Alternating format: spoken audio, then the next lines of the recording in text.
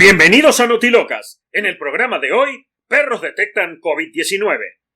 La relación entre perros y humanos comenzó al menos 15.000 años atrás. Desde hace siglos, los perros nos brindan su protección, asistencia y su amor.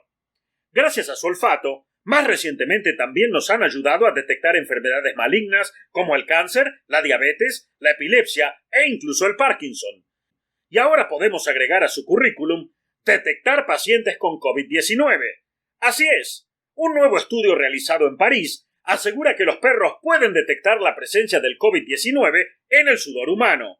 En este estudio, 8 perros pastores belgas fueron entrenados para reconocer el sudor de pacientes positivos de COVID-19. El resultado fue asombroso.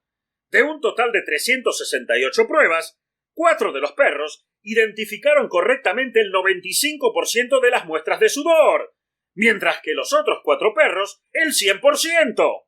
Según el sitio Inverse, en un par de casos, algunas personas obtuvieron resultados negativos en las pruebas de hisopado. Sin embargo, los 8 perros las identificaron como positivas.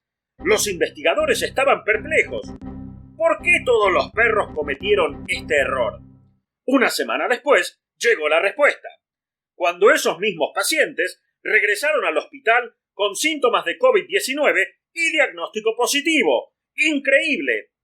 Los perros son muy fáciles de entrenar y permiten detectar el virus de una manera mucho más rápida que con los estudios convencionales. ¡Gracias, perritos! Para Notilocas, informó Tom Addison.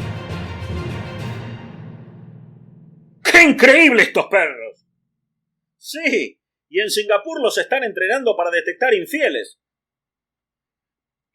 ¡Infieles!